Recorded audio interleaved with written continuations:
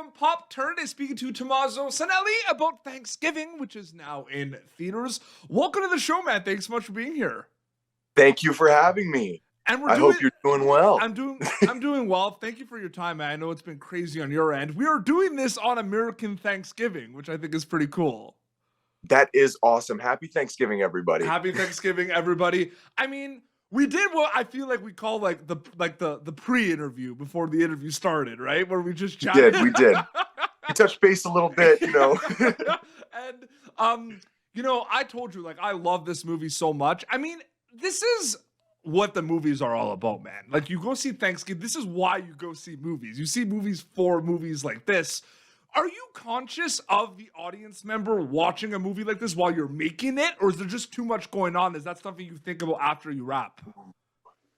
I don't think I realized the effect that this movie would have on the audience members until I was actually in a theater and saw what it was like. Because I'm telling you, the crowd reactions to this movie, I've been 5 times already, and I'm already slated to watch it another 2 times. So every single time, the audience reaction is unlike anything I've seen since, I want to say, since that whole Endgame thing happened, when everybody was super entrenched in the story and was cheering, and it was just like that, except it didn't really have a franchise behind it. It didn't have, you know, characters that were introduced 10 years ago. It was insane to see the reactions to this movie.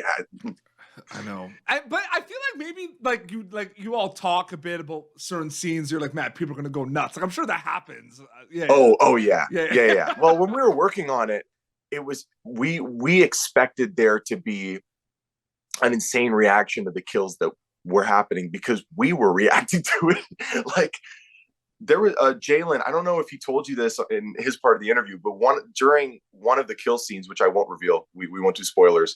I want to do spoilers at one point. No, it's been out enough. We're gonna do spoilers later. Okay, we're gonna do spoilers.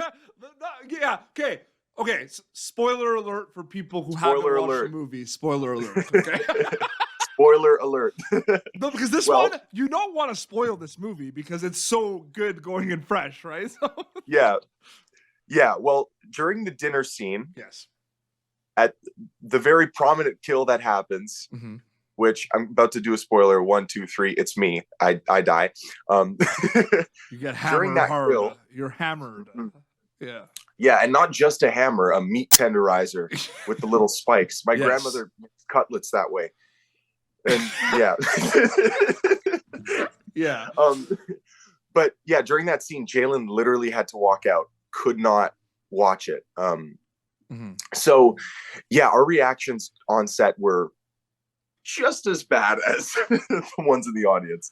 I think one of my favorite things about this movie, and I talked about this with Milo and I talked about this with Gabe as well, is I just love the fact that we have a 2-headed monster where we have the traditional slasher where it's just someone killing people and everything, and like kind of, you know, paying homage to like the Friday the 13th and the Texas Chainsaw Massacre, right? Where you know who the killer is, though, right? Like Jason and Leatherface, right? But then you have like the whodunit kind of Scream component to it, where you don't know who the killer is. So you got like the best of both worlds.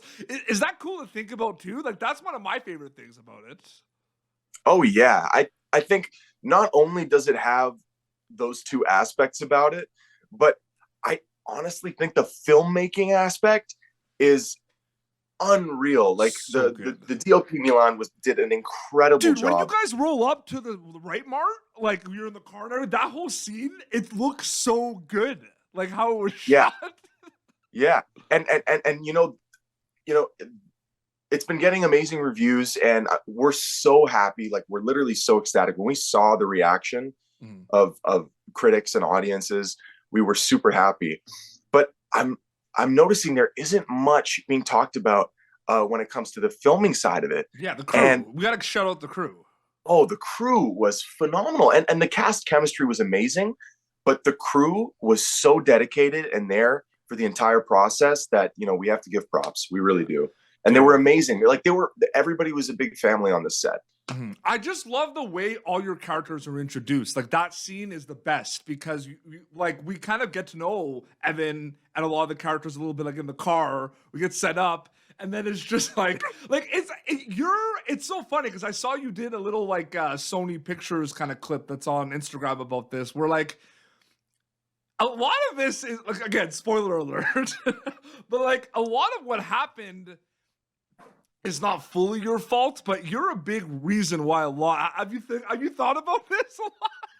So I have. I mean, it's an amazing thing to look back and say, okay, which characters really deserved it? Yeah, I think your character is the one that kind of you have to get a phone, you have to text people in the movie theater, and like you have to use the abuse of power that her dad owns the store. Like you kind of start things.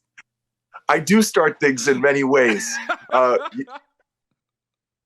think he's an instigator. I think he's a. Am I allowed to swear? Yeah, of course. You can fucking swear. He's a little shit. He's a little shit. He's a dick. He's an asshole.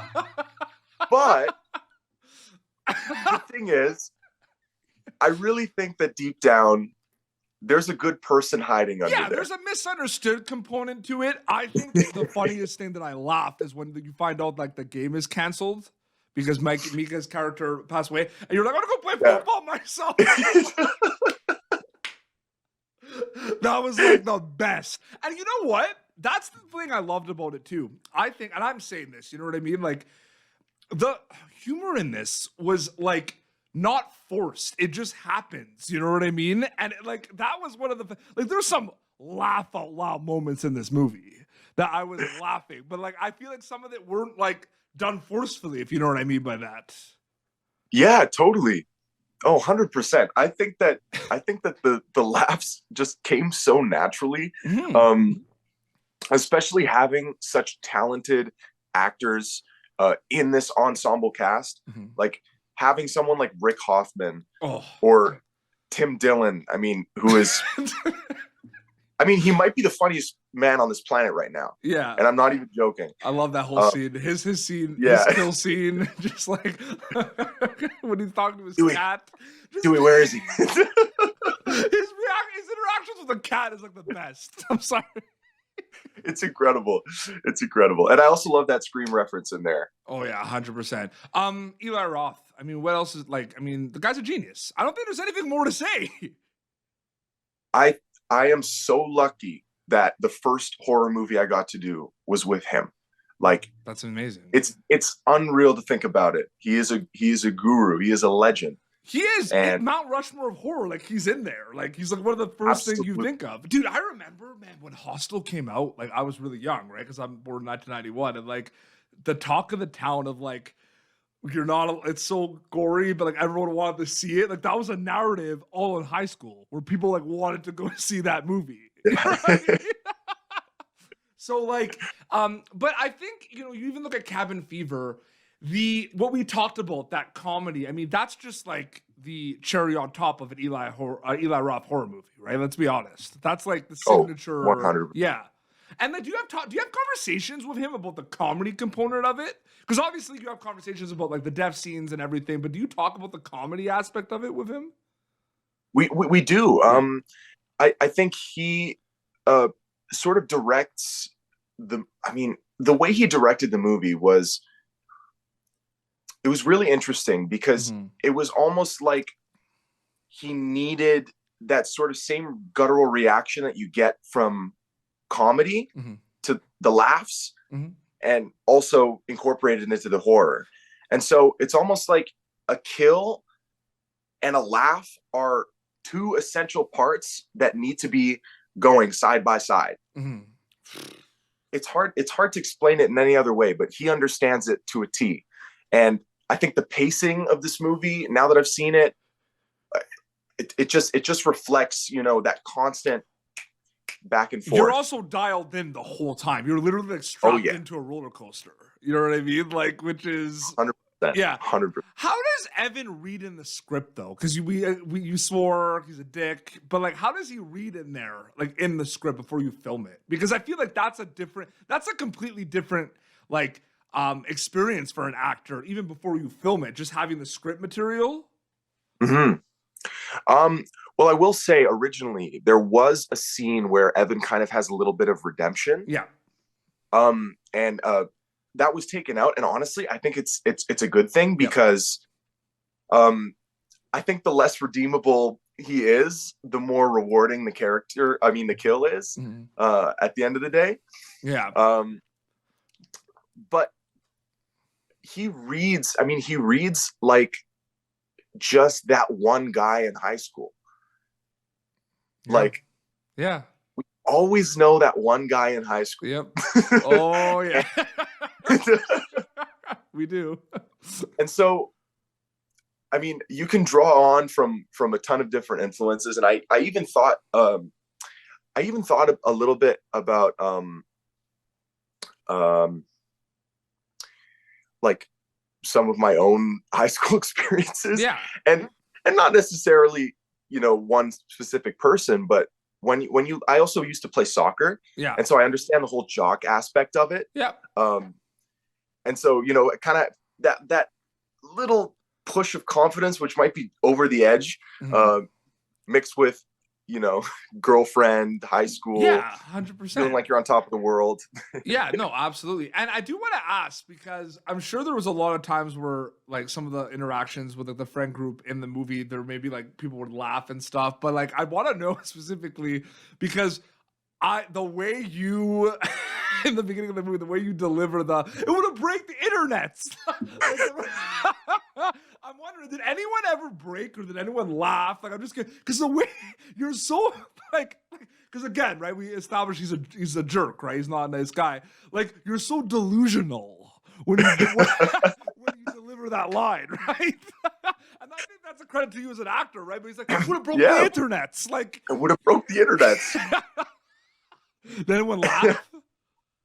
Oh yeah, we were cackling the entire time on set. Like, there were a few times where it was so hard not to break. But I think, as time goes by, people will appreciate the fact that we didn't break. It's been some of those moments. It was it was so funny. In the car scene was always really difficult because we'd be having so much fun anyway. And the BTS is coming out. There's a cast Instagram account, eh? Oh yeah. There's so much BTS. It's a secret photo diary that people originally started finding it, but now that it's come out, more and more people are kind of diving in and seeing what kind of content we had to offer throughout. There's a lot. And you probably were just saving that, and there's probably going to be even more. And it's all good quality.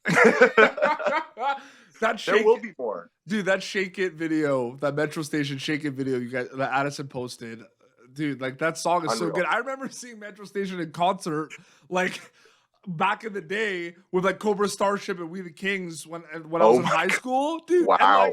And like that song just came out, and then I bought the CD, and I'm like, the 2007 Metro Station self-titled. That is the best like pop rock dance album of all time. It's not just Shake It. I just wanted to say that because it brought me back to that record, because I saw the video and I went back and listened to the record. That record is so good. Like, I'm gonna have to listen to the whole thing now. It's so good. I'm gonna have to. Like, damn, like there's like really, like, every song is like really good. It's one of those, because I remember, because you know how it is. People know them from Shake It, right? It's on the radio, and when you buy the CD, and you're like, oh man, there's more. And then there's more. And can we just talk about the fact that having a Misfits song at the end of the movie is the greatest thing of all time? Like, when did you know about that, or did you have to see it in the theater to see that it was they were going to use Where Eagles Dare? So I needed to see it in the theater to see to know that they were going to use that song. But the song at the beginning in the car scene, "Crunk Ain't Dead" by Duke Deuce. He gave you guys a shout out. I saw. He gave us a shout out on Instagram, and I just want to say shout out Duke Deuce. What a guy! I remember when that music video came out, and it was so iconic because the very first moment was like he's on the floor and he's getting revived. Yeah. And the song is called "Crunk Ain't Dead." So he's reviving Crunk. And so when we all as a cast we're in a rehearsal at the beginning of filming, and Eli said, "Okay, what song do you guys want to be listening to in the car?" Yeah. So Gabe, who plays Scuba, pulls out his phone and he plays a song by Duke Deuce, and it's a great song. I think it was Anna, that was the song. And then I was like, "Oh, I love Duke Deuce. What about Crunk Ain't Dead?" And then I played the song and everybody was like, yup.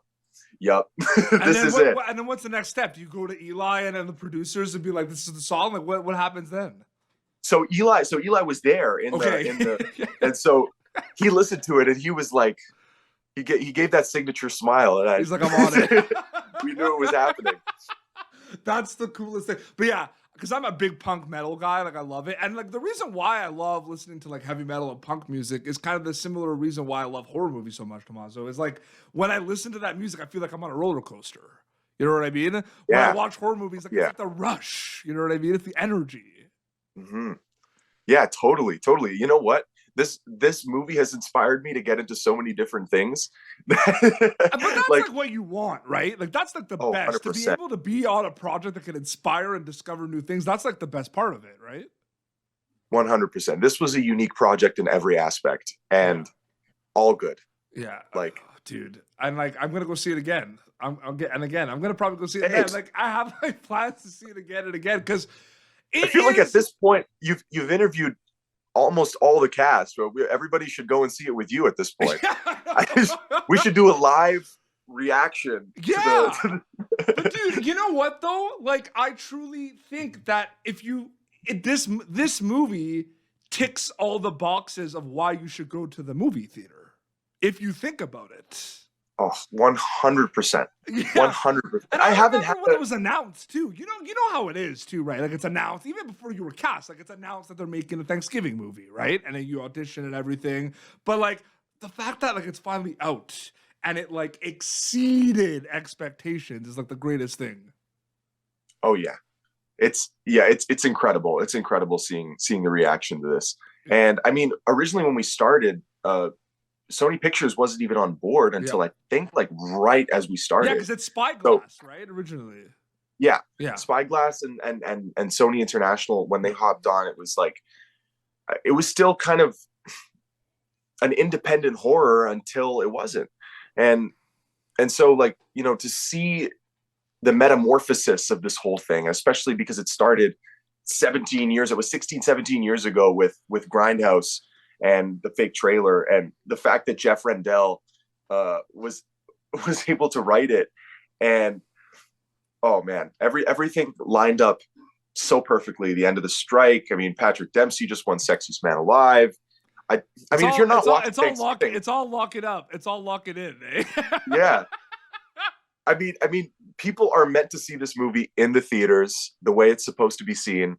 It is. And it's the movie theater movie. And I'm so happy for you and the cast, man. Obviously, like honestly, man, it's so cool to see. And Tomaso, thank you so much for coming on the show, man. It was great chatting with you.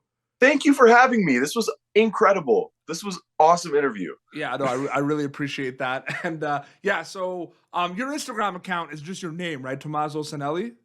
Tomaso Sanelli, yeah. I mean, all one word, no dots or numbers or anything. And they can go see you as Evan in Thanksgiving for the 8th time.